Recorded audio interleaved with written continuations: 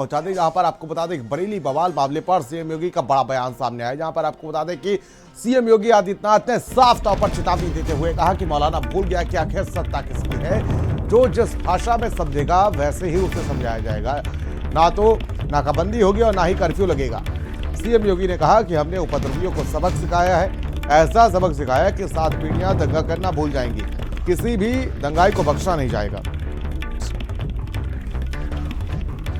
साफ तौर पर सीएम योगी आदित्यनाथ ने, अभी आप सुन रहे थे कुछ देर पहले, जहां पर सीएम योगी आदित्यनाथ ने साफ तौर पर कहा कि ना ही कर्फ्यू लगेगा और ना ही कुछ जाम किया जाएगा, और सीधे मौलाना भूल गया कि आखिर सरकार किसकी है, सत्ता में कौन बैठा है, ये साफ तौर पर चेतावनी दी गई है।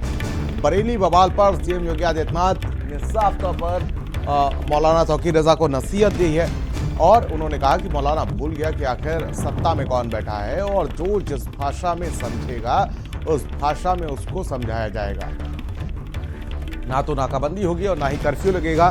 ये साफ तौर पर सीएम योगी आदित्यनाथ ने कहा है और कहा कि जो जिस भाषा में समझेगा उसे उस भाषा में ही समझाया जाएगा।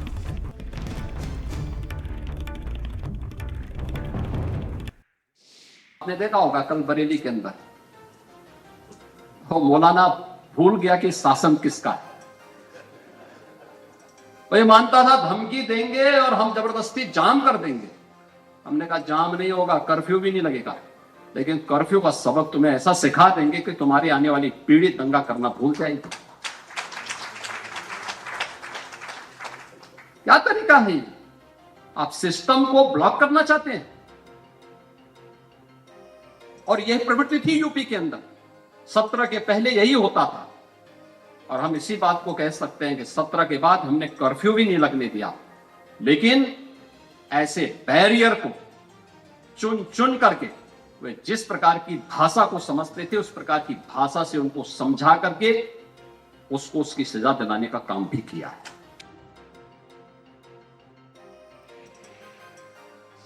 आपने देखा होगा कल बरेली के अंदर, और बीजेपी प्रवक्ता राकेश त्रिपाठी जी हमारे साथ जुड़ चुके हैं फोन लाइन पर। बहुत बहुत स्वागत है राकेश जी आपका। जिस तरीके से बात की जाए तो सीएम योगी आदित्यनाथ ने साफ तौर पर कहा कि मौलाना भूल गया कि आखिर सत्ता किसकी है, ये भूल गया मौलाना, और उसके बाद साफ तौर पर कहीं ना कहीं बड़ी नसीहत दी गई है।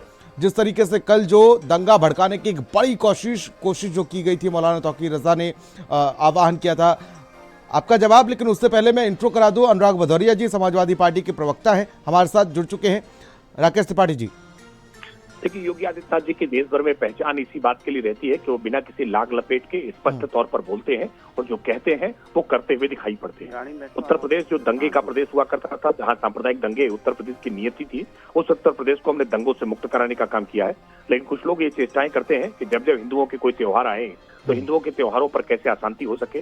जब व्रत त्योहार चल रहे हैं, इस समय नवरात्रि के पावन पर्व चल रहे हैं, ऐसे समय में डांडिया गरबा की जब तमाम नाइट्स हो रही हैं, लोग दुर्गा पांडाल लगा करके पूजा अर्चना कर रहे हैं, ऐसे समय में आई लव मोहम्मद के नाम पर फैशनेबल स्लोगन लेकर के शक्ति प्रदर्शन करने की जो चेष्टा की जा रही है, तो निश्चित तौर पर बहुत खतरनाक है। और विशेष करके ये सवाल आज बहुत गंभीरता से देश पूछ रहा है कि आखिरकार जुमे की नमाज के बाद ये हिंसक वारदातें देश भर में क्यों होती हैं।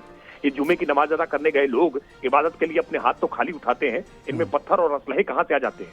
ये मुल्ला मौलवी मौलाना लोगों को भड़का करके अपराधी बना रहे हैं। अब बरेली की घटना में देखिए कि 14, 15, 18 साल के नौजवान लड़के हाथों में पत्थर लेकर के पुलिस पर पथराव कर रहे हैं, गोलियां चला रहे हैं। ये जिन मौलानाओं के भड़काने पर ऐसा कर रहे हैं, ये मौलाना पॉलिटिकल मौलाना है, और इन मौलानाओं की अपनी पॉलिटिकल पार्टीज थी। ये राजनीतिक दलों के साथ सांठगांठ करके हिंदू मुस्लिम दंगा कराने की चेष्टा करते हैं, चाहते हैं कि उत्तर प्रदेश में कर्फ्यू लगे, सांप्रदायिक सद्भाव बिगड़े। लेकिन ऐसे लोगों के खिलाफ बहुत कठोरता से कार्रवाई होगी। और ये सवाल मेरा बहुत जिम्मेदारी से उन राजनीतिक दलों से भी है कि आखिरकार वो क्यों नहीं कहते हैं कि आई लव मोहम्मद के नाम पर ये जो शक्ति प्रदर्शन हो रहा है, ये शक्ति प्रदर्शन बंद होना चाहिए, रोका जाना चाहिए। जिनको वोट बैंक बना करके वो गुमराह करने का काम करते हैं, आखिरकार उत्तर प्रदेश के लिए, देश के लिए वो राजनीतिक दल अपील क्यों नहीं कर रहे हैं। अखिलेश यादव का दिल पसीजने लगता है, मातम मनाने लगते हैं कि आज मुसलमानों पर कार्रवाई हो रही है, उनकी गिरफ्तारी हो रही है, उन पर लाठीचार्ज हो रहा है, उनकी आत्मा बड़ी पीड़ित होने लगती है। उनके तो चाहते हैं कि जैसे मुजफ्फरनगर दंगे में अपराधियों को, दंगाइयों को वो सरकारी विमान से बुला करके नाश्ता करा रहे थे, चाय पिला रहे थे, वैसे ही चाय योगी आदित्यनाथ भी पिलाएं। लेकिन ऐसा नहीं होगा। इन दंगाइयों के खिलाफ इतनी सख्ती से कार्रवाई होगी कि उनके साथ पुश्ते याद रखेंगे। उत्तर प्रदेश में दंगा करना कितना बड़ा अपराध है ये उनको एहसास हो जाएगा। और निश्चित तौर पर ये जो कम उम्र के नौजवान लड़कों को भड़का करके अपराधी बनाने की चेष्टा कर रहे हैं, इन नौजवान लड़कों के माता पिता से भी मेरा तो ये आरोप आप समाजवादी पार्टी पर लगा रहे हैं क्या? इसमें कोई संशय नहीं है। समाजवादी पार्टी के तमाम नेता, और आप देखिए ना इनके नेता किस तरह के बयान दे रहे हैं।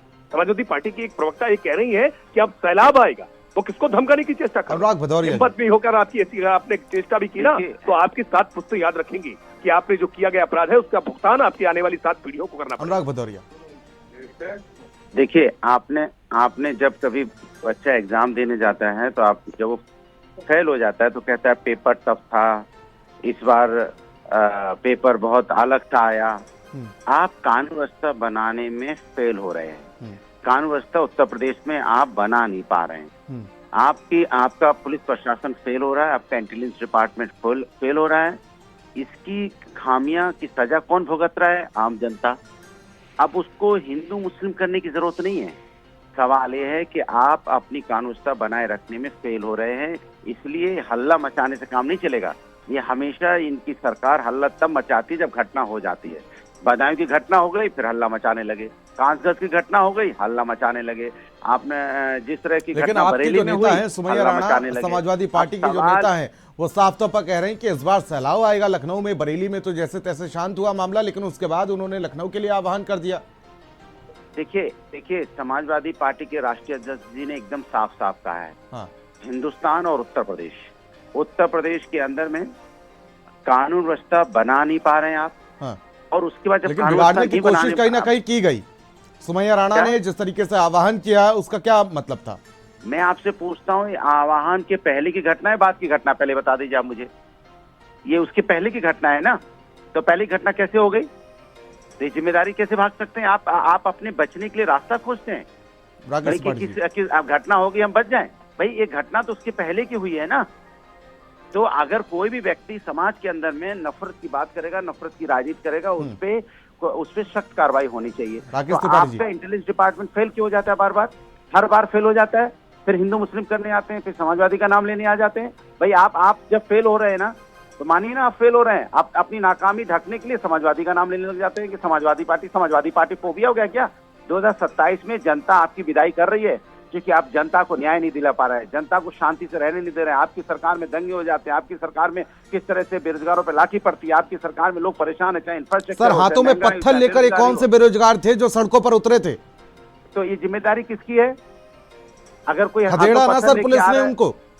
नहीं मेरी बात नहीं समझे। हाथ में पत्थर लेके कोई बच्चा अगर आपको दिखाई दे, 13 साल 14 साल का बच्चा अगर हाथ में पत्थर लेके आया है, तो इसको सही रास्ते पे लाने की जिम्मेदारी किसकी थी? पुलिस प्रशासन किस लिए है? खाली फोटो खींचने के लिए, वीडियो चलाने के लिए, ना सर कि वहाँ माहौल बनाने के, माहौल ठीक करने का। भाई आपको उसके पहले ही माहौल ठीक करना चाहिए था ना। समाज के अंदर में कोई बच्चा अगर गलत रास्ते पे जा रहा है तो जिम्मेदारी समाज की नहीं है, वहाँ प्रशासन की नहीं है क्या? आपको किस लिए सरकार दी गई है? राकेश त्रिपाठी जी, क्या समाजवादी पार्टी की तरफ से इस तरीके से कहा जा रहा है कि ये इंटेलिजेंस फेलियर है? क्या कहना है आपका इस पर? देखिए मैं 2 बातें कहूंगा।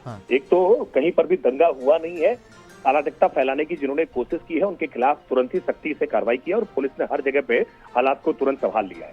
लेकिन मेरा सवाल है समाजवादी पार्टी के प्रवक्ता साथी भाई अनुराग भदौरिया से, क्या वो कहेंगे कि बरेली में जिन्होंने उपद्रव करने की चेष्टा की है उनके खिलाफ सख्त कानूनी एक्शन होना चाहिए?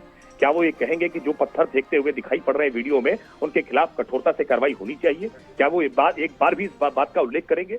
और दूसरा, क्या वो देश की जनता से अपील नहीं करेंगे कि आई लव मोहम्मद के नाम पर ये जो पोस्टर लेकर के फैशनेबल तरीके से प्रतिस्पर्धा हो रही है, ये दिखाने की कि हमारी संख्या ज्यादा है, हम इस बात का शक्ति प्रदर्शन कर रहे हैं नवरात्रि के व्रत त्योहारों में, क्या उनको अपेक्षा करेंगे कि इस तरह के प्रदर्शन करना बंद करें? क्या वो अपील करेंगे इस बात की?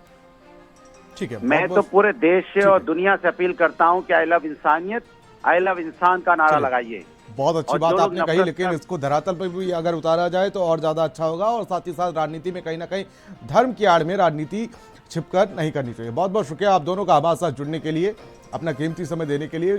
तो वहीं आपको बता दें कि मौलाना तौकीर रजा पर शिकंजा कस गया है।